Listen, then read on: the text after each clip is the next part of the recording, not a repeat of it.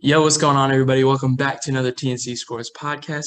Today's the 19th episode, and as always, I'm Logan Cross. I'm Fayette Troy. And welcome back, man. I got a little bit different of a background today.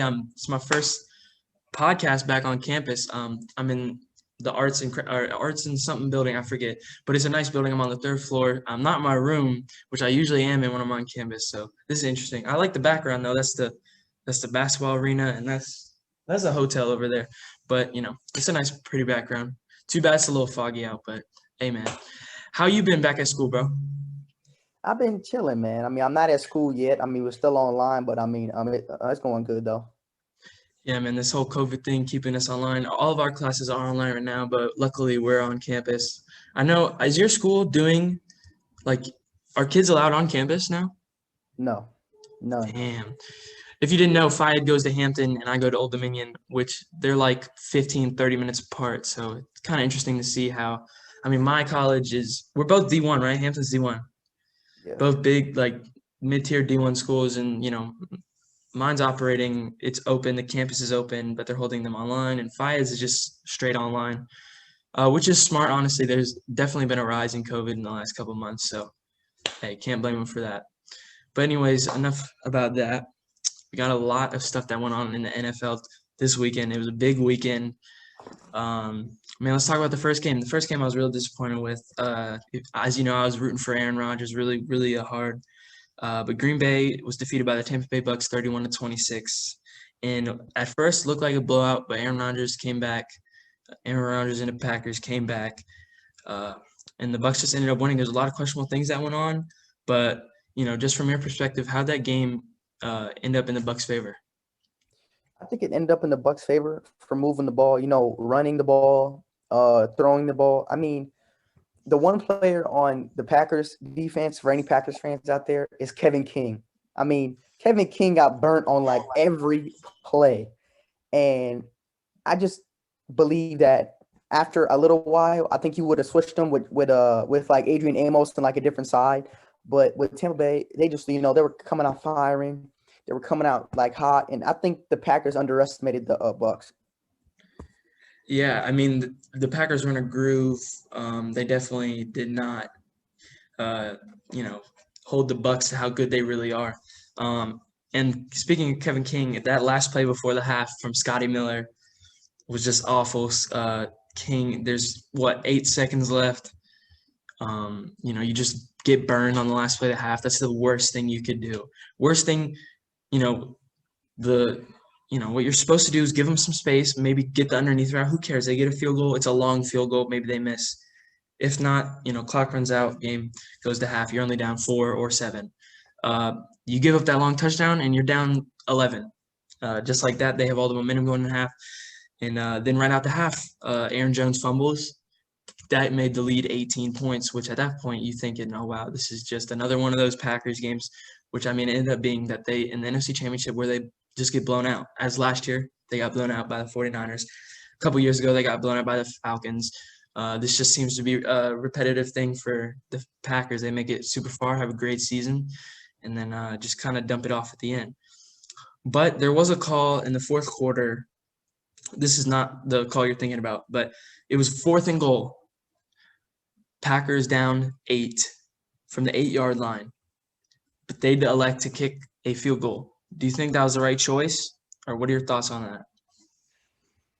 I think they would have. I think it was smart for them to go for the field goal because you knew they were going to double Devontae Adams. And like on the last 2-point conversion, like St. Brown dropped the ball wide open.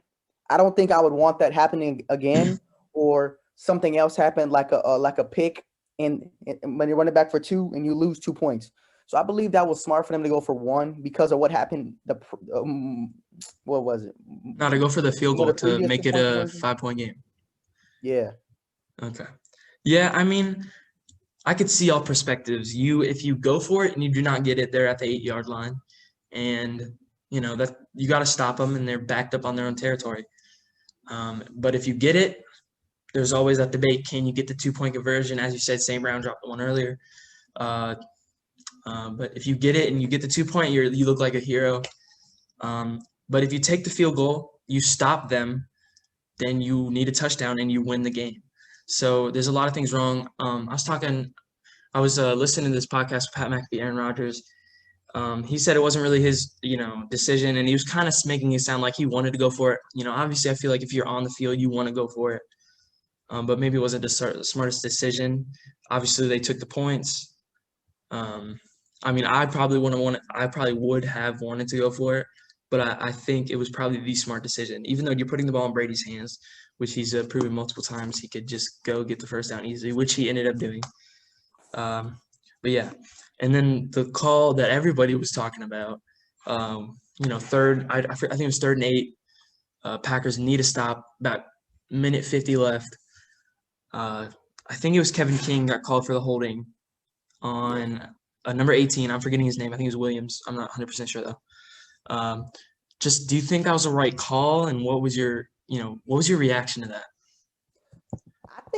I don't get why the ref threw the flag so late. I mean, if you saw the replay, that was dead obvious, man. Like, dude, there was at least 5 feet of jersey you could see from the camera. And I know Packers fans gonna be mad about it, but that was a correct call. I mean, if you didn't see the jersey there, then you would have called it. But you dead saw the jersey get pulled. I think that was a right call for everybody to Watching, yeah. Like for everybody like to converse about it and stuff like that. Yeah, I'm gonna agree with you. I think it was the right call. It was obvious it was holding. We've seen worse holdings, but it was, he had a big pull of his jersey. But to be fair, they had not been calling those types of holds all game. They were kind of letting him play. On the Aaron Rodgers pick before the half, number 23 was holding all over Lazard, and he ended up getting the interception, which ended up being very costly. And they were holding Devontae Adams quite a bit, if not worse, on that pass interference call. So I think based on how they were calling it, you might have to let that one go. But normal rules, that's definitely a hold or pass interference. I think they called it pass interference. So I like it was a good call, but you got to be consistent throughout the game. And not only that, the Packers, obviously that's not the reason why the Packers lost. The Packers had multiple chances. In the fourth quarter alone, Tom Brady threw 3 interceptions. I think maybe 2, but he threw 3 total, and the Packers only had 3 or 6 points off those turnovers. And if you want to beat Tom Brady, you have to capitalize off his mistakes. And that's just something they couldn't do. Who knows whose fault? Just offense wasn't clicking when they needed it. And I do want to ask you, a lot of the narrative is that, Tom Brady's a go, oh, he did it again. But it wasn't really on him. If anything, he was trying to throw the game away. He threw them 3 picks on 3 consecutive possessions in the fourth quarter / maybe into third quarter. So honestly, in my opinion, this was just the Bucs defense really played well. What is your thoughts on that kind of narrative of Tom Brady? I'm gonna totally agree with you because with the Bucs defense, I think it was mostly Devin White because you kind of saw Devin White everywhere. And then the most costly on the Packers offense with the Packers defense was Aaron Jones's 2 fumbles. I get one was recovered by Tanyan, but one was run back by Devin White for 40 yards, but to get a touchdown. So I would think the Bucs defense was amazing. They did not let Devontae Adams get nothing, Lazard nothing, St. Brown nothing. Valdez-Scantling got that 50-yard touchdown, but that was an amazing play. I think if you would have put Jamel Dean on him, he wouldn't have done it. But Tom Brady was taking too much slack for that game that he shouldn't have took slack for. Yeah, obviously Tom Brady is amazing. He's probably the greatest of all time. Especially with all the accolades he has, especially now making his 10th Super Bowl. But obviously, a majority of that's a team sport. There's 22. There's 52 people on the roster. It's not all him. Obviously, he's been a major part of all those teams. And it's just crazy how well his career has played out. But now let's get into the Chiefs-Bills game. This one was kind of, I didn't watch this whole game because it was a little boring, especially towards the end. Chiefs beat the Bills 38-24. The Bills jumped out to a 9-0 start, but after that, they only scored 15 more points, and the Chiefs went on and just started to dominate 38-24. This is a common thing with the Chiefs. They always get down early and then just come back and win. But the main thing, a lot of the times I would see Josh Allen, when he was in trouble, he would just run around in circles and then take a big sack. Now that's something he has to fix. And some of his decisions were very questionable. He probably had two dropped interceptions along with the one that he did have. I believe that was in the third quarter. I'm not 100% sure. But hey, the Bills' future is bright, very bright. And I'm excited to watch, Josh Allen maybe come out and win the MVP in the next couple of years. And one other thing I wanted to add is that Cole Beasley, it came out and said that he played with a broken leg, and he was the leading receiver that game for the Bills. So that was awesome to watch. And honestly, Mahomes, Tyreek Hill, and Travis Kelce were just way too much for the Chiefs. Like Mahomes making these ridiculous throws when he was literally not like wobbling last week on the field is just crazy to think about. And then Tyreek Hill just running all around the Bills defense like there's some little kids trying to chase him is funny. And obviously Kelsey's not going to drop much. And one thing I've noticed with the Chiefs defense is, they could be average in the regular season, but in the playoffs, they always bring their A game. And man, they did that last night. They always seem to step it up in the playoffs. And they've continued to do that for the last 2 years. What was your thoughts on this game? I was really looking forward to this game, but like you said, Josh Allen did not perform like he was all season, versus the Colts and the Ravens. He just wasn't. I mean, I don't think he knew how big the AFC Championship game was. I don't think he was ready for it yet. I mean, I'm grateful that he got to the AFC Championship and really felt that, this game could have meant, I'm going Super Bowl. But like you have to understand, the Chiefs defense is not that good. Like you said in the playoffs, they're really good. But you have to understand something. You have the best wide receiver in the league, and you have the best slot receiver in the league. And you can't always go deep every time. You got to go to, them 10-yard outs, digs, slants, whatever. But I just like you were saying, he was just doing costly things that he did not do in the regular season. Like when he was in trouble, he used to throw it away or throw it to the ground.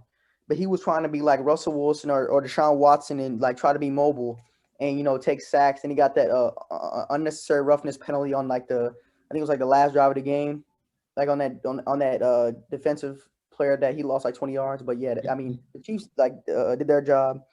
Bills didn't. I mean, Bills got to go home. The Chiefs going to Tampa. I mean, that's all I got to say about it. Yeah, man. One picture I really liked was Stephon Diggs. He has stayed after and kind of watched the ceremony. And I like to see that because, it's seeing the other team celebrate is going to make him want to work harder. And that for sure is going to be awesome to see. And one thing I think the Bills should try and improve on this offseason, I think the Bills need to get a run game. The run game, I think besides Josh Allen, the leading rusher, had like 20 yards. Josh Allen did rush for 88 yards, but your quarterback should not be focusing on running the ball. Should be focusing on, making plays in the passing game. Unless you're the Ravens, obviously with Lamar. They're majority running. But the Bills, I think they should try and go in free agency and try and find a running back. I think their O-line is not terrible, so I think they could, make a strong push and try and find a good running back in free agency. I know Fournette's a free agent, Aaron Jones maybe, but, Aaron Jones is going to be looking for a lot of money, so I don't know if I'd go after him. But, try and find somebody moderately cheap, maybe mid-tier price, and try and fit him in there and get a run game. Devin Singletary's young, but he's obviously not getting the job done, or they just don't trust him enough. So try and get maybe an older guy. I think Fournette would be a good fit here. So hopefully they can go on and do that. That's it for the playoff games, unless you had anything else to say. No. Next thing I want to talk about, kind of going off the Packers, Aaron Rodgers may want a new deal. He did just win the MVP, and I think he's making $20 to $25 million. And I think he's making less than Jared Goff and Big Ben. So I can see why he wants an extension or, a new deal to kind of give him some more money. And I was hearing I saw some stuff on the TikTok, but that said, if he extends his deal, it could even help the Packers in the next few years as, he could make it like for the next couple of years, he could make like 25 to 30. And then towards the end of the contract, he could make it like 40 to 50. So for the next few years, they could still bring in some players and try and, help build around him, obviously, because he's only got a certain amount of years left because he's 37, going to be 38 next season. So I would love to see that.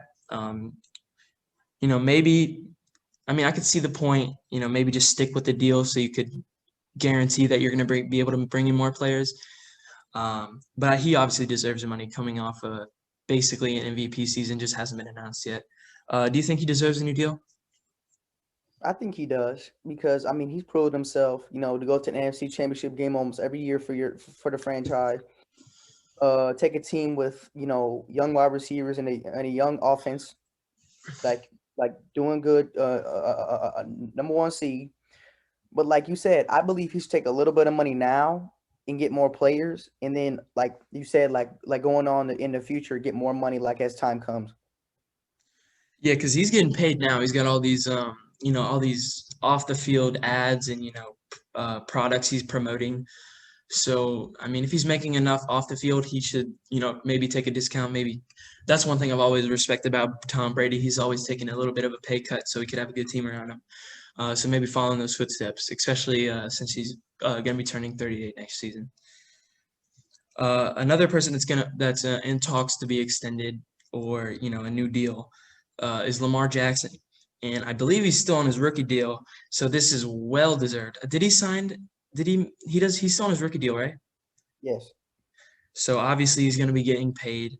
How much do you think and expect he will be paid? I believe he'll be paid 27 or 28 million. Okay. I would predict around the same, maybe 30, 35, due to the fact that he did win MVP last year. And a lot of people would say he regressed a little bit this year, which he did, especially passing wise. He threw for like 2,800 yards, and he did rush for 1,000 yards, which is really good for a quarterback. Second season rushing for 1,000. But I think that definitely will bring down a little bit, maybe 30. I'd say around 30. I think that's a good guess. Well deserved. The Ravens, would be nothing without Lamar. But hopefully he can work on his passing game a little bit. And he got his first playoff win, so hopefully that will lead to more in the future. Adam Schefter put out a list of quarterbacks that may be moving this offseason. I'm gonna list. It's a pretty long list, maybe 12 quarterbacks, and I want you to name 2 to 3 that you think are for sure gonna move and where to. One of them is gonna be obvious, Watson. Number 2, Stafford. Number 3, Prescott. Number 4, Sam Darnold. Number 5, Carson Wentz. 6, Goff. 7, Jimmy Garoppolo. Number 8, Cam Newton. Wow. Number 9. Wow, I can't count. Holy crap. Teddy Bridgewater. Mitchell Trubisky. Jameis Winston. Ryan Fitzpatrick. Alex Smith, and Big Ben. That was a little bit of a seizure reading through that. My fault, yo. Hopefully you got the point. Which ones do you think are going to most definitely move and where to? I'm going to say Deshaun Watson, of course. I'm going to say Sam Darnold, and I'm going to say Dak Prescott. All right, let's start with Watson. Where do you think he'll end up? I think Watson will go to the Carolina Panthers. Oh, that'd be a nice fit. Imagine Deshaun Watson and Christian McCaffrey. Dude, I thought would be an immediate playoff contender. Oh yeah.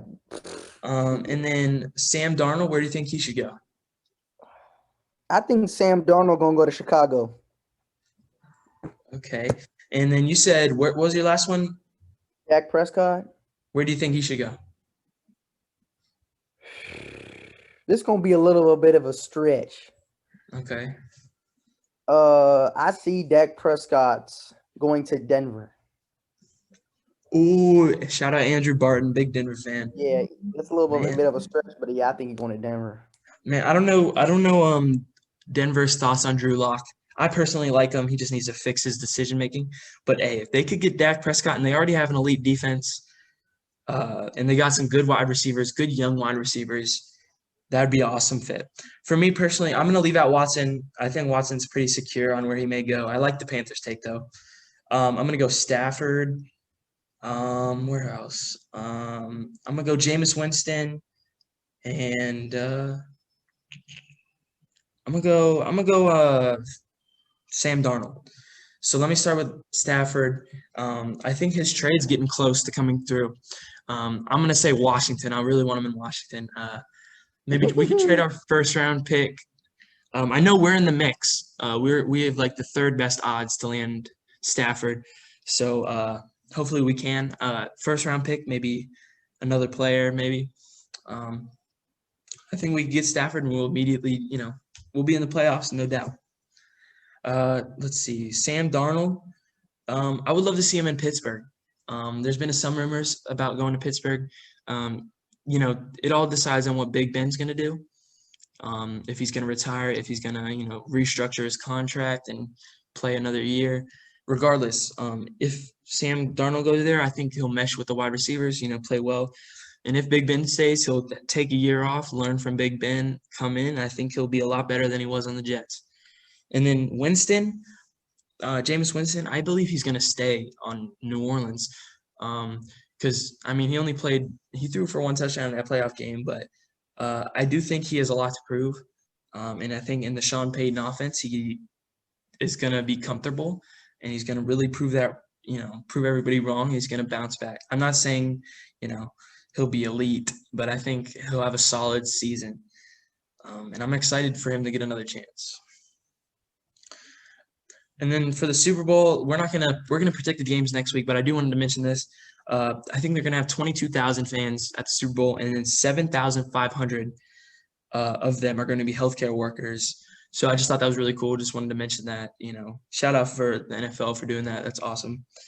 And then the Steelers went out and signed Dwayne Haskins, former Washington football team quarterback. And man, what a terrible pickup, Pittsburgh. Come on.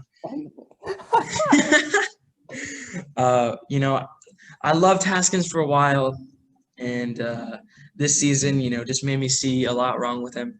Obviously, I never want to wish bad on a player. I hope he, turns it around and fixes it, but unless something snaps, it ain't gonna work out, man. Sorry, Bap, it ain't working out, my guy. If he's gonna continue to be lazy, it's hard to change, just fundamentally being a lazy person. So we'll see. I know Haskins in the offseason, he, was showing a lot of potential. He put a lot of work in, but he wasn't, lazy is in the fact that he wasn't prepared for games. He didn't look comfortable.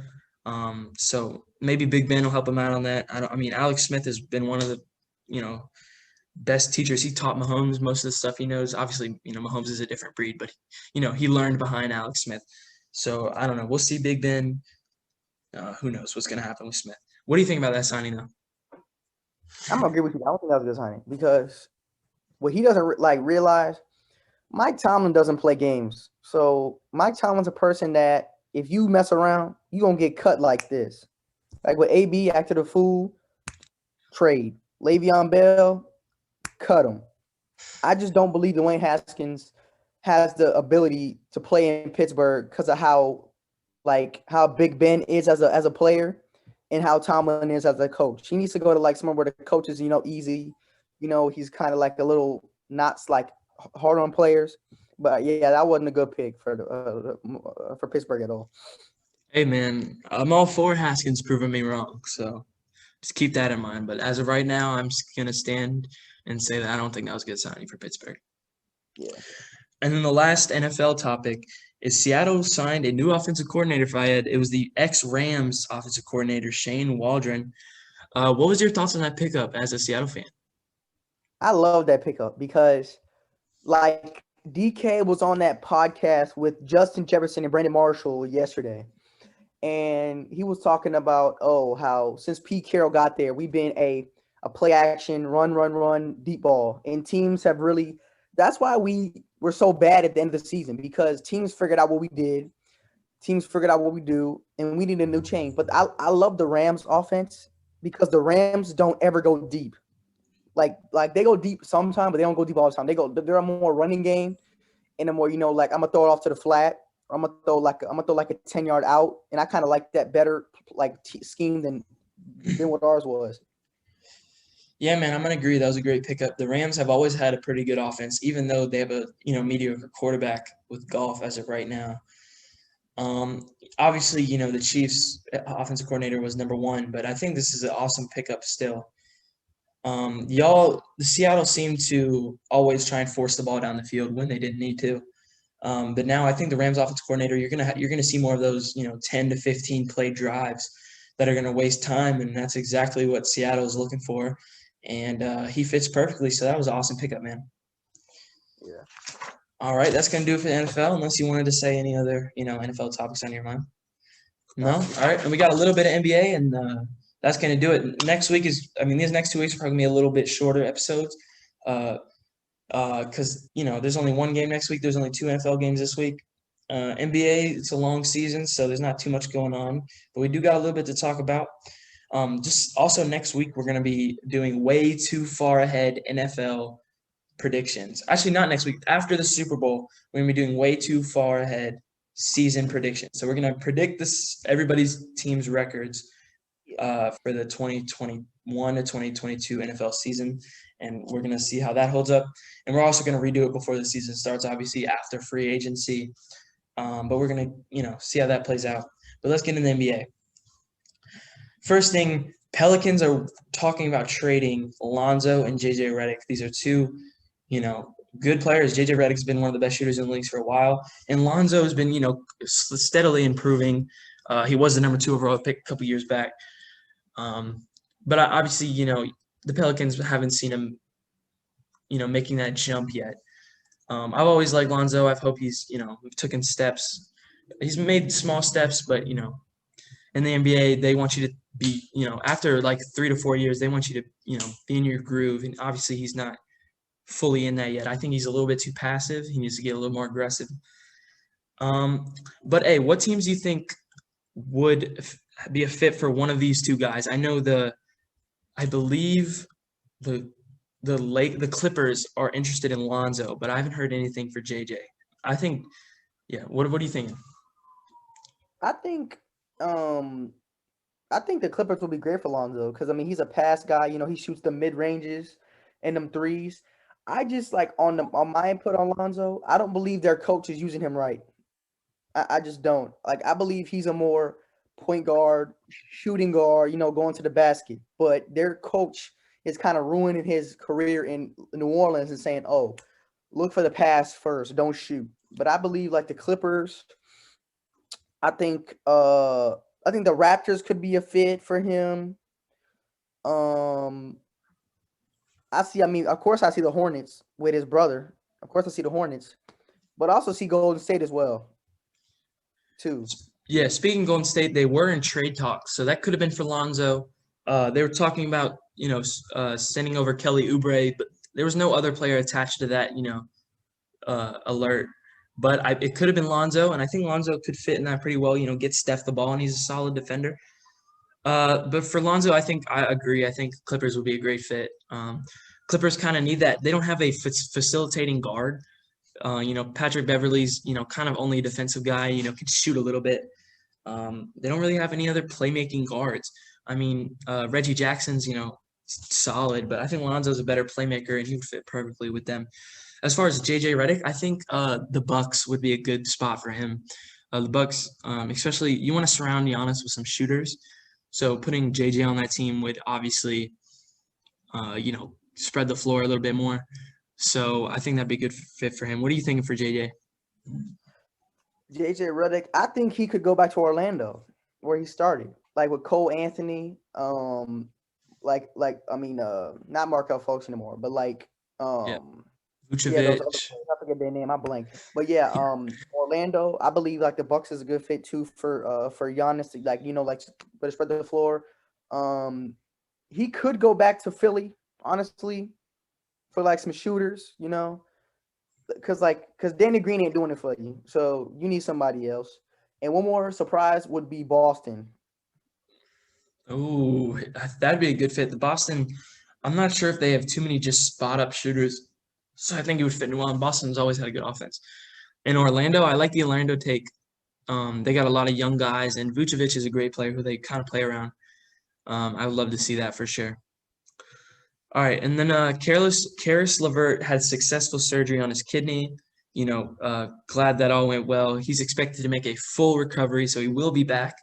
That's awesome to see. This trade, as we mentioned like a week ago, really kind of saved his life. Because without it, he wouldn't have had those X-rays to kind of find that. And just glad everything came together like that. And prayers to a quick and speedy recovery. And can't wait to have him back. He's a great young player. Can't wait. And then there's interest in guard Derrick Rose from Detroit, from the Knicks and the Clippers. I'm interested for the Clippers on why they think this. But what do you think? Do you think one of those two teams should trade for him? I don't, because the Clippers need more of a shooting point guard than a dribble and passing point guard, because they have Kawhi, they have Paul George, they pass.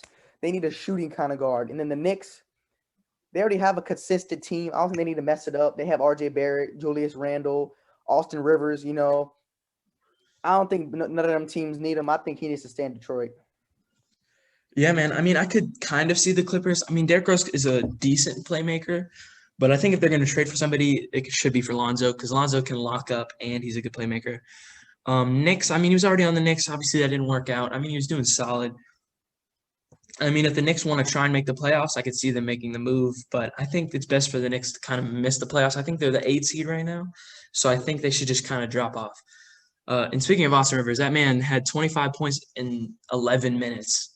So that was awesome. I mean, that was only in the first half. In the second half, he didn't do as well. I think he was 0 for 4. But, I mean, still a great game from him. And I've always kind of liked him. He was on the Wizards for a little bit last year. Let's see. NBA is discussing holding an all-star game in March. So I thought that was interesting. Obviously, a lot of people are going to tune into that. And I think the last game that is scheduled for the NBA is March 4th, because they only released half the season schedule and the rest they're going to release later. So I think an all-star game would be perfect. I don't know if they're going to have all of the, events. I mean, if they're all COVID-free, I think they should. It'd be awesome to have all these guys going at it, And I think they should keep the same format as they used last year, because that was actually an interesting game. But what are your thoughts on hearing that, man? I think that's a good idea, because the NFL don't have no Pro Bowl. So I think you need some excitement, for like the fans, and, get like some revenue back, have the dunk competition, try to get the old players back. I mean, have 3-point and then the rising stars. And I think they should do it. Yeah, man. So we'll keep you updated on that. That should be an interesting storyline. Yeah, man. We'll talk about who we think should be all-stars in the upcoming weeks too, as we get closer to March. And then the last thing I have is that the Nets are interested in JaVale McGee. Now, since all three of their big three, Kyrie, Harden, and KD have played, they are 2-2. They lost to the Cavs twice, but then they beat the Heat twice. And the Heat are struggling a little bit this year. It's surprising. I think they're like 6-11, 6-10. But the Nets are 2-2 in their last 4, and their biggest need right now is defense. So honestly, I think the move to get JaVale would be smart, but I don't know what they would give up. It would be interesting to see what they give up. Maybe a second-round pick, maybe one of their bench players, which they already got rid of a lot of. But it'll be interesting to see. Do you think they should make that trade for JaVale? Now, I agree, but I think they sure already did it, because with the Harden trade, they sent players to Cleveland. I would have honestly gave Cleveland another second-round pick, like you said, and got Harden and McGee to Brooklyn.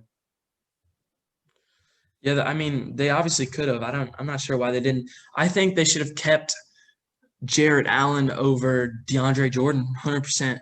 Maybe the trade only worked because, Jarrett Allen's a young guy and Jordan's getting older. But I think they definitely should have tried to do that. Because now their defense is terrible. I know they just held the Heat to 85, but the Heat were missing some guys. So, I mean, they need to do something for sure. Yeah. Oh, but I did want to talk about the Wizards and Rockets game yesterday. Rockets and John Wall played the Wizards with Russell Westbrook and Brad Beal. Man, just a disappointing game. We were winning at half. We were winning, first midway through the second. But then, I mean, John Wall played solid. Russ, I'm not sure how he did. I think he did all right too. Beal put up 31, and I'm not really sure how we lost. I think we were down like 5 at the end of the third, and then we just lost by 20. And obviously, you saw John Wall and Russell Westbrook talking on smack to each other, so that was funny. And John Wall showed respect to Russ after the game. Russ kind of said like, I know when we play them next, so like I'll be ready. But I mean, we need to focus on winning right now. We need to not focus on talking shit to other players. We need to focus on winning games, yo.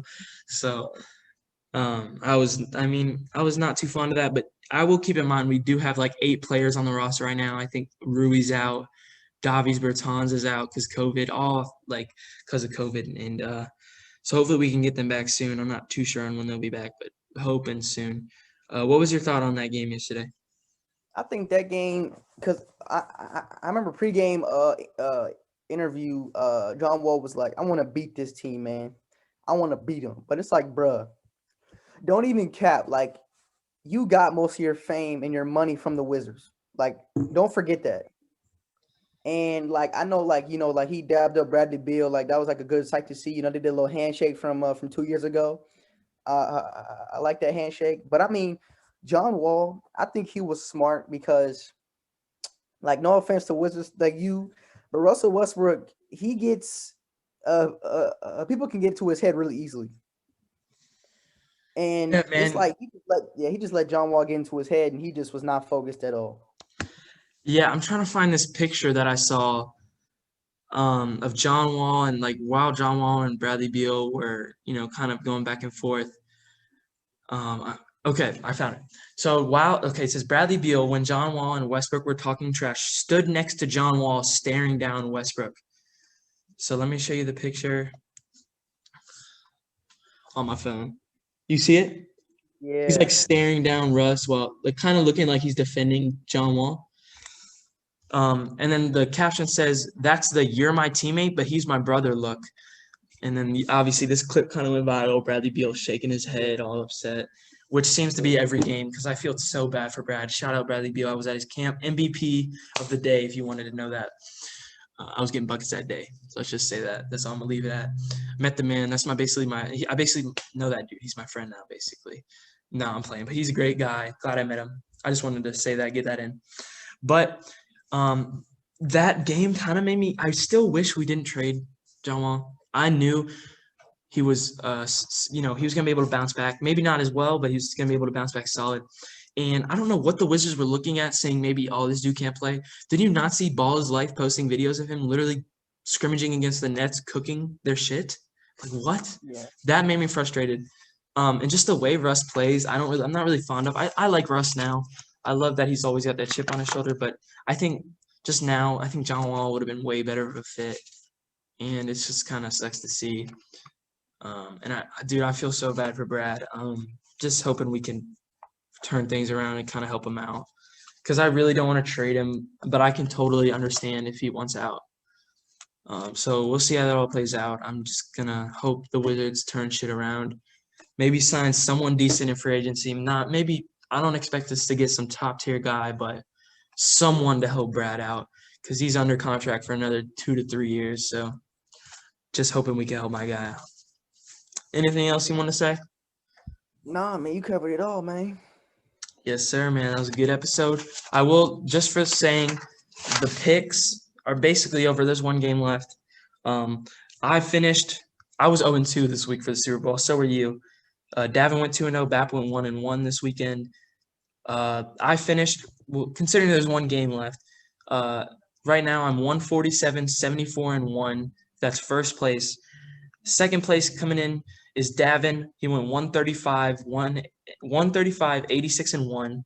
And then Bap went 134, 87-1. And then you went 133, 88-1. So you can only finish and you can only tie Bap, and Bap can only tie Davin. So I'm going to finish in first, which I will be taking home the cash pool. You already sent your money. So I'll be getting 30 from Bap and from Dav, which will be much appreciated. Yeah. Just like I won by 12. If Davin didn't go 1 for 15 that 1 week, I honestly would have been a little nervous. But hey, we're going to make our final pick next week, and we're going to kind of preview the game next week. So stay tuned for that. That's really all we got for this episode. I think it was like good 30, 40-minute episodes. So, glad you guys tuned in. I may be breaking this one up. I'm not sure. I feel like it'll be easier since it's a little shorter. So we'll see on that. But hope you guys enjoyed. Today was a good one. Shout out ODU. That's the arena. Hopefully they open up. I know ODU's playing right now for basketball, and I think they're doing solid. I think they're like 9-4. Hopefully, maybe they'll let us into some games. I don't know, but keep grinding, guys. Keep working. I do want. Oh, speaking of grinding, I meant to do this at the beginning. Me and my boys at ODU made an Instagram called Alpha Minds Lifts. It's kind of like a workout Instagram. We're trying to make a brand off that. Fide's going to be involved. Don't for sure, 100%. But yeah, if you guys go show love to that. I'm going to put the Instagram. If I edit it, it'll be right here. If not, it'll be in the bio. So go show some love to that. We're trying to start something big. Also, we're on TikTok at the same @ and YouTube, which we'll get to later once we try and get it. We're going to try and get a following first. But yeah, thank you guys for watching. Thank you guys for supporting. Always good to have you on, Fide. Been awesome with you, man. Stay tuned for next week. We're going to figure out the schedule for the future going on after football. So me and Fide will talk, and we'll bring it up after the Super Bowl. Now I'm going to end it for real. I've kept kind of saying that, but thank you guys as always. I'm Logan. I'm Fayed. And peace out, y'all. Yes, sir.